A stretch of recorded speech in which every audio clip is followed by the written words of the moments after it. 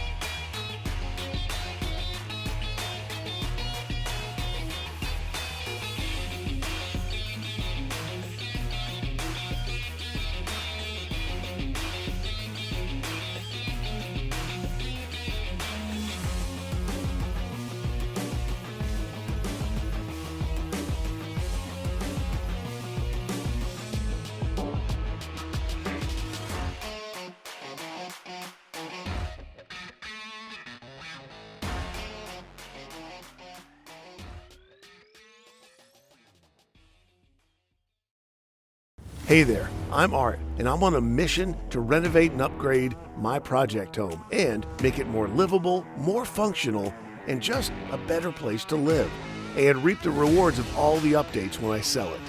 This is also my test home. Here I'm going to try new things that I've never done before as practice for my next home at the beach. On this channel, you'll see with a little imagination, some basic tools, and a little patience, you can complete any of the projects that I'll show you. If nothing else, I hope that this channel will inspire you to take on projects like these and improve your own home. After all, life is too short not to love where you live. So join me for the adventure. You just may learn something. So you can see here as I began the project, it's just a wire shelf pantry.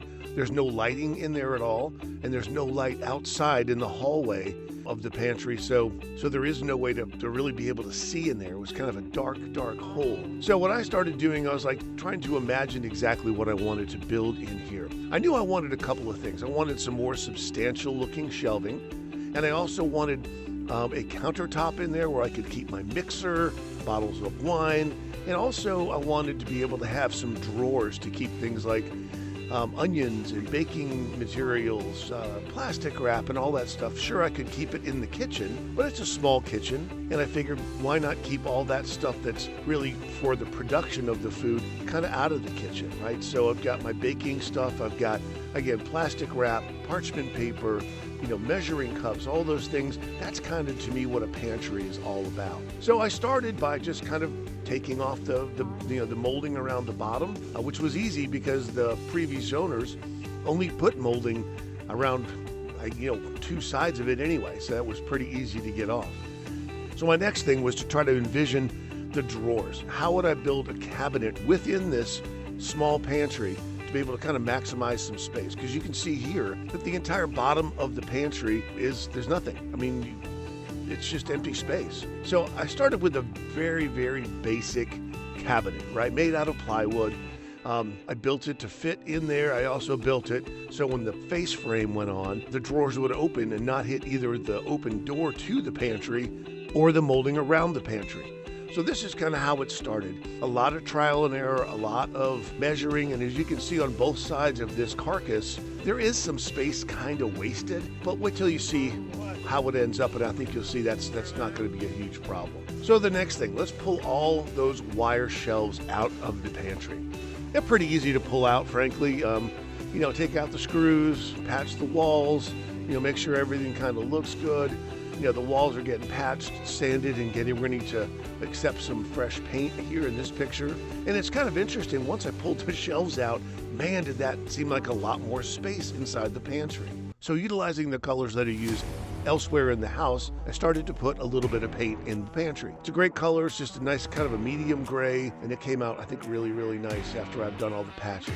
So the next part of this was I needed to build some thicker, more substantial shelving.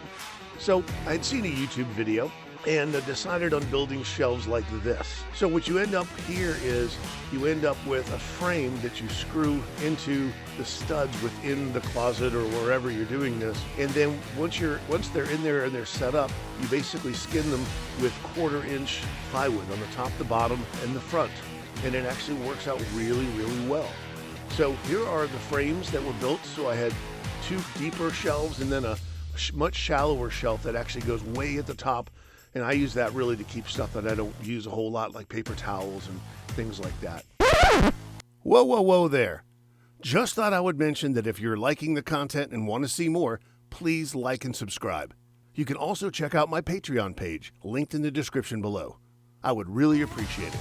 So the next shot here, we've got the shelves kind of being installed in the closet. So I was able to hit studs twice on the back wall and once on either of the side walls as it kind of comes forward towards the door.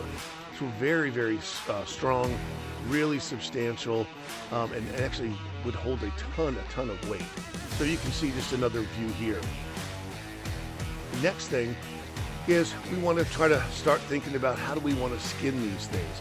And again, I use 1/4-inch plywood, top, bottom, and then I used a piece of 1x2 in the front just to kind of finish it off. Now in this next shot here, you can see the carcass is back in after test fitting and making sure the drawers would work. And I've cut and just kind of test fitting my butcher block countertop, which will be stained and finished. Also noticed that I left enough room between the countertop and the bottom of the first shelf up to be able to put kind of tall things in there, like whether it's bottles of wine.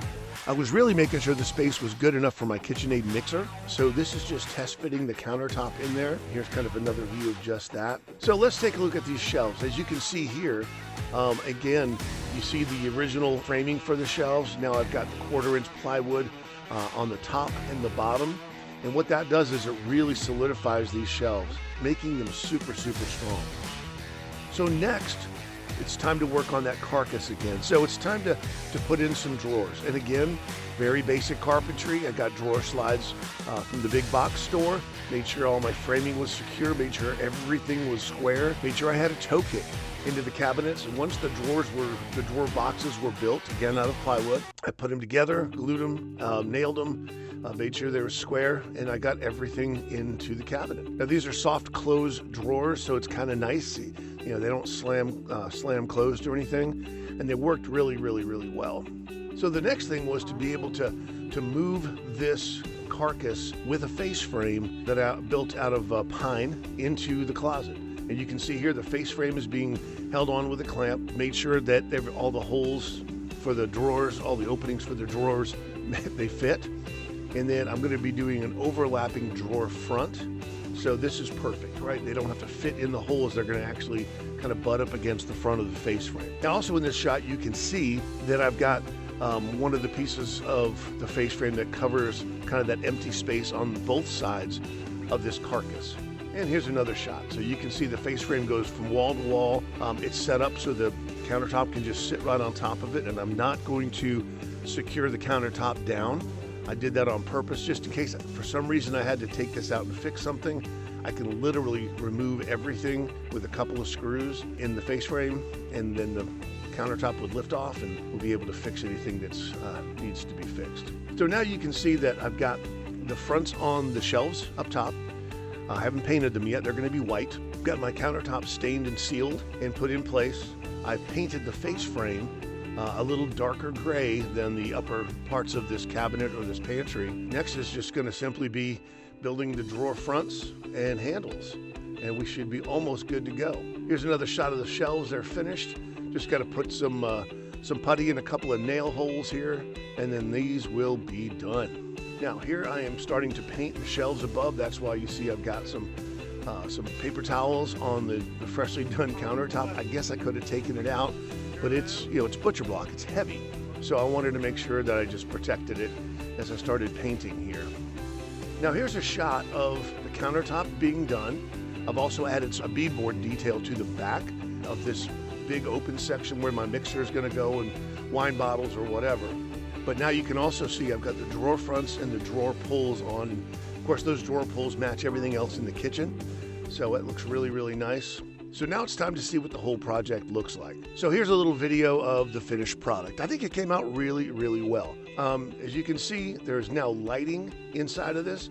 I was able to go onto Amazon and find motion activated LED lights, and I've mounted them under a couple of the shelves and way up at the top right over the door going into the pantry. Here is the finished product.